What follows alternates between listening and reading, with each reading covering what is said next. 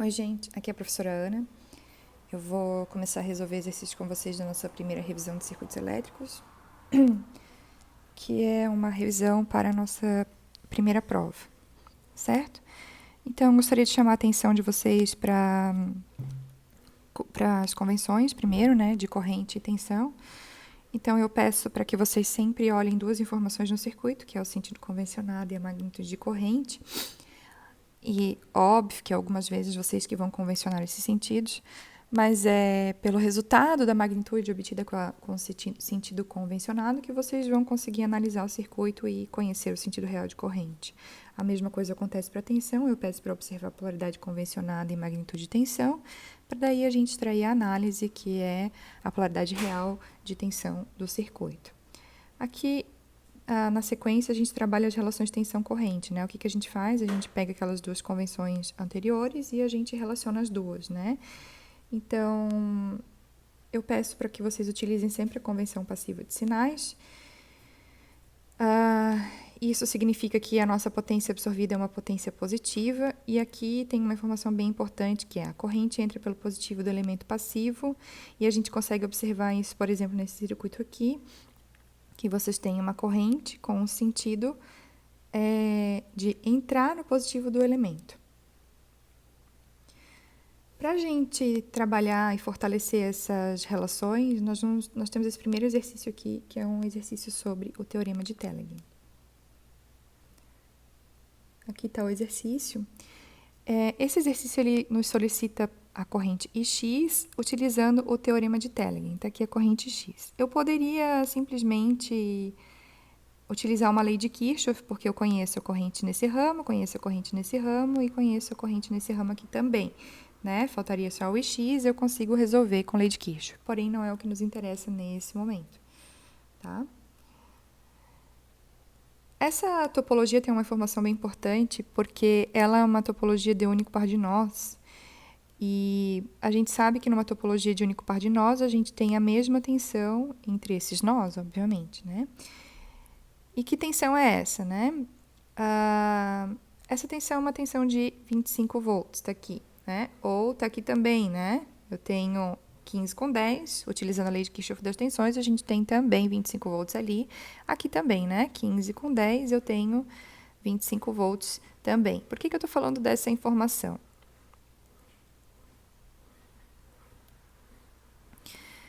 Porque eu tenho um elemento, que é o elemento 1 aqui, no qual a gente desconhece a tensão nesse elemento, né? Porém, entendendo que a topologia é o único par de nós, que a tensão é a mesma nos ramos, a gente chega à conclusão de que a tensão aqui nesse elemento é de 25 volts, ok?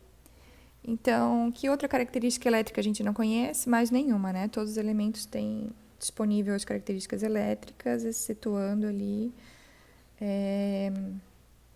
a corrente Ix, né? Então, eu vou começar analisando esse elemento aqui, tá?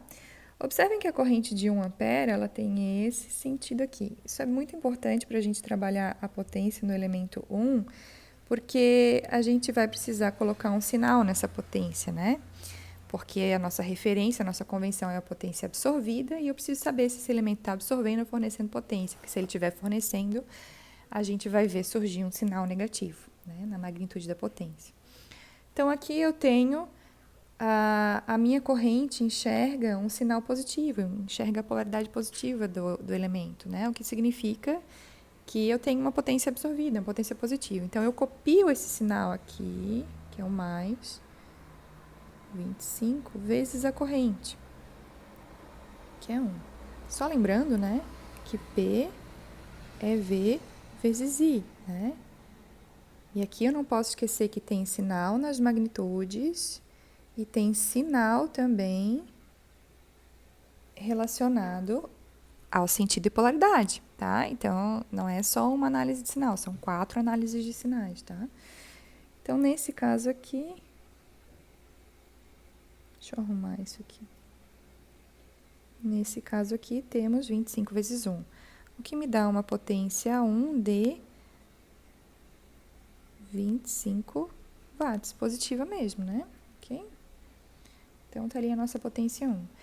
Depois eu consigo trabalhar também a potência nesse elemento que é a fonte de corrente independente, tá? A potência na minha fonte de corrente, deixa eu só arrumar aqui para que vocês consigam enxergar. A análise é a mesma, né? Então, potência na fonte de corrente é igual... Ops. É igual a tensão, que é 25, vezes a corrente, que é 5. Mas esse sinal aqui é positivo ou negativo? Daí é que tá. Eu tenho uma corrente que enxerga um sinal negativo, então isso aqui é menos, tá? O que vai me dar uma potência da fonte de corrente de menos 125 watts, ok? Então, tá aqui a nossa potência.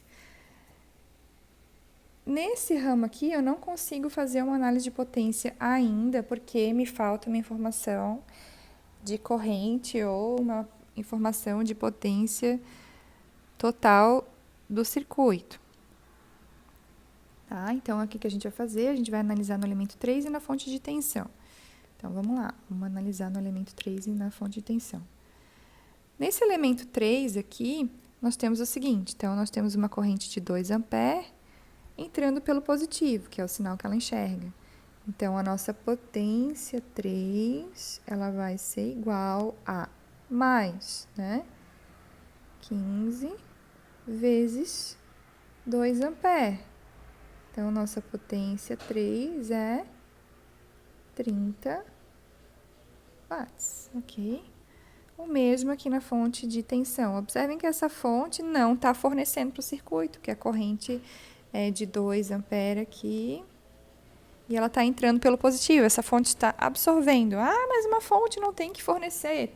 Depende da topologia, tá? Depende das características elétricas do meu circuito, ok?